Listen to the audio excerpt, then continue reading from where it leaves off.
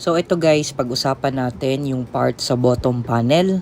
So itong sa baba, si quotes, si chart, si trade, si history, and si settings.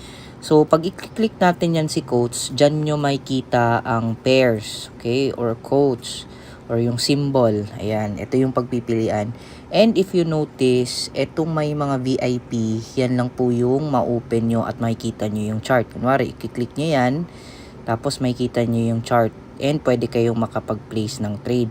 However, if you click the Euro USD, yung walang mga VIP, kung titingnan nyo yan sa chart guys, yan, makikita nyo walang place trade, 'di ba? Kasi nga, for you to execute buy and sell ng mga orders, kailangan sa demo is yung may VIP. So, paano natin i-delete yung mga hindi part dito? So what you can do is hanapin mo to. Okay, this is for the iPhone ha. Familiarize nyo na lang din sa Android. So what you can do is click nyo yan. So itong mga ito, yan, tapos click the delete. Okay, then go back. So nawala na. Tapos ba't ito yung isa hindi? Kasi naka talaga siya guys. Ganun talaga yung setting niya na may isa lang at least hindi madidelete. For US 30 naman, that's DJ 30 period. Okay? Now, paano ba mag-add? So, let's just say, i-delete natin lahat to. Delete natin lahat ha. Yan, delete natin. So, ito talaga, talaga yan guys ha. Set up talaga yan na may matitirang isa. So, again, go here. And then, you just search DJ30. Okay? DJ30 na may period, hindi yung futures guys ha. So, that's check mo lang. Okay, check lang. Tapos cancel. Tapos you go back and then ayan na, nadagdag na siya. Click again. Tapos dagdag mo XAU. Ayan, USD VIP. Pwede kung gusto mo dagdagan ng, let's just say, ayan yung isa. Automatic na yan. You just go back and then ayan, dagdag na. Okay? So, klarong-klaro. Now, we go to chart. Okay? So, sa chart, dito guys, again, walang taste trade kasi nga iba yung symbol. So, kailangan, let's just say, for XAU, palitan natin. Dito lang ako nag-click guys. So, ayan. Drop down. Click mo lang yan. Tapos, ayan. Okay? So, makikita mo na. Dito ka mag-monitor sa market. Okay? Now, dito din sa trade, let's just say, nag-place ka ng sell. Okay? Place tayo ng sell. Ayan. Okay. Now, ang mangyayari dyan guys is makikita mo dito ngayon sa trade yan. Okay. So, this is your floating trade. Okay.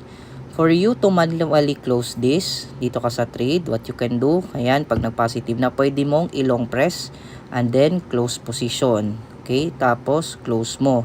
Pero minsan kasi, napaka-ano niyan. So, what you can do is, pwede mo na lang i-slide. Tapos, yan. Or, pwede mong gawin, let's just say, nag-sell ka dyan again. Okay. Now, ayan na. Okay. Kung gusto mo i-close ng maramihan, i-click mo lang tong tatlo dito. Okay. So, yan. Close all positions, close losing positions. Kasi minsan dyan guys, pag naka-blue yan, may lalabas dyan na close profitable position. So, pag close profitable position, yung mga positive lang, yun lang yung i-close mo. Pag yung losing lang. Pag lahat ng positions gusto mo i-close, pwede din. So, let's try natin yung close all position. Ayan. So, makikita nyo ngayon lahat ng yun dito sa history. Okay? So, wag kayong malito. Punta kayo dito sa taas. Tapos, positions ha. Positions. Tapos, go here. Tapos, makita nyo lahat ng nasa today. Okay? And, kung gusto nyo naman, tingnan yung last week. Ayan. Okay? Walang yesterday guys ha. So, either today, last week, last month. Yan, makita nyo lahat ng yan. Okay? So, let's proceed dito sa settings. Sa settings, pwede nyo i-click to. Makikita nyo yung mga live accounts, demo accounts. Pwede marami sa isang VT Markets account. Pwede din dito, magdagdag ka ng account. Okay? Minsan, pag nag-error, usually kasi ginagawa ng iba is kiniklik to. So, what you can do is, VT Markets, i-type nyo talaga. Okay? Type nyo talaga para makonect siya talaga. No? Kasi minsan, kiniklik nyo yung yan. Tapos, saka nyo i-click. Okay, so add demo account, make sure na demo live, ganyan. Alright? Now next, dito din sa baba, may kita nyo yung charts. Okay? Dito yung sa countdown to bar close, ayan, mga kung ano, line bar ba, line chart ba, or candlestick ba yung gusto nyo, no? Kung line chart yan, makikita nyo mag-iiba yung ano. So, naka-line lang siya. Balik tayo dito sa settings, tapos sa charts. So, kung candlestick, ayan, balik tayo. Tayo sa chart, ayan, candlestick na. So, paano siya itaggle para maliit siya, guys? What you can do is, iano mo lang, i-drag mo lang tong sa prices pababa. Gaganon na siya. Pag gusto mo naman pataas, i-drag mo pataas yung banda dito. Okay? Pag gusto mo paliitin, pababa. Kung gusto mo palakihin yung chart para mas klaro, i-drag mo pataas itong sa price.